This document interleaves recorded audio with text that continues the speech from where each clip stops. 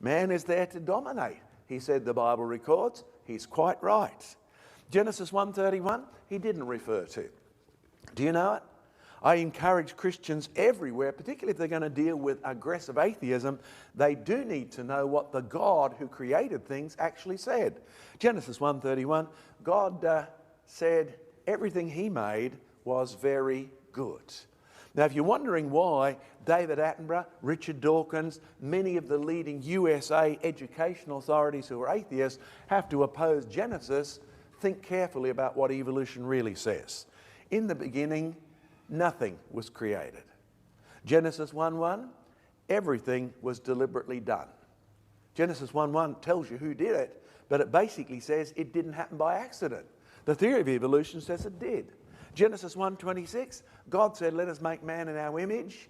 Translation into 21st century, you are not just another animal. You are unique.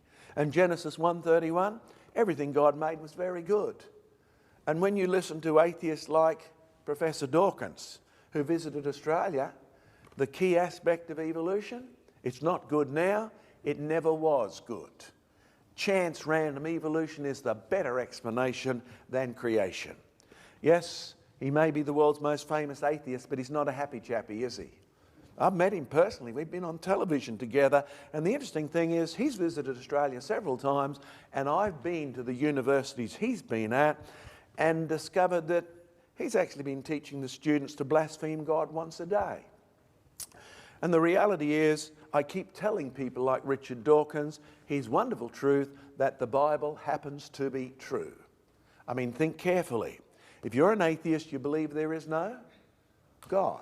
You have a very distinct view on God's existence.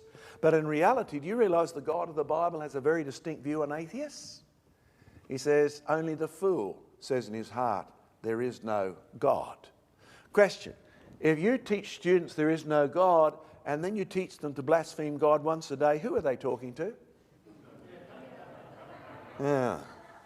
It led to one student coming up to me at Monash University when I was there and saying, can I do an interview with you for the university paper? I said, sure. And you could see this student getting more and more frustrated. Finally, he flew up his hands and he said, every time I ask you a question about religion, you answer me with evidence. What has evidence got to do with Christianity? Now, not only did that student have no knowledge of Christianity, because if he did, the trouble was not only does that student, but many people who include those sitting in churches have no knowledge on the relationship of evidence to Christianity.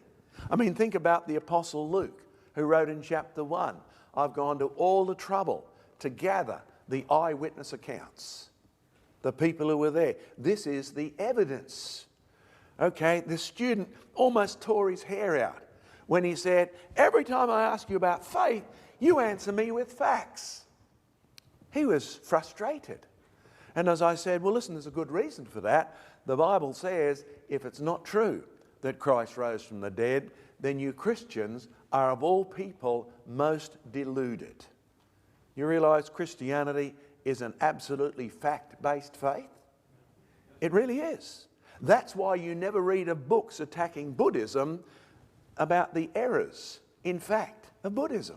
It doesn't matter if Buddha ever existed, but it does matter if Jesus lived, died, and rose from the dead.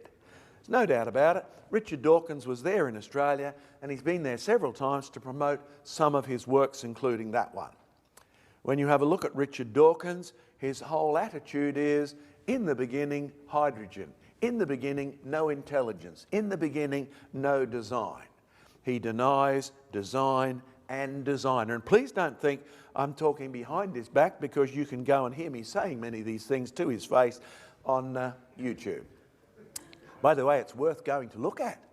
And if you haven't seen it, just Google Mackay versus Dawkins, or Dawkins versus Mackay, depending on who you think is more important, and you will actually see how to reply to a very aggressive atheist. When you look at this afternoon's topics, we're going to do with two different aspects of handling atheists in science and atheists in religion and philosophy. Let's deal with the science. Because you see, Richard Dawkins does know about me. I get a whole section in his book. So feel free to actually look it up.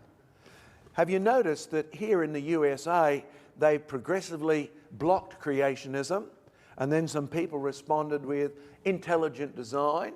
Now they've attacked intelligent design. They don't want any reference to design or designer. So Dawkins, who represents the epitome of this type of attack, you need to understand some of the things they're saying. So let me show you. That iconic Australian animal, the koala. Hey, I love it when people who are not Australian talk about Australian things, because we've got them. Aren't they cute? I mean, wouldn't you pay a fortune to come and see these? And you could visit me at the same time. What does he say? Their pouch opens downwards instead of upwards, as in a kangaroo.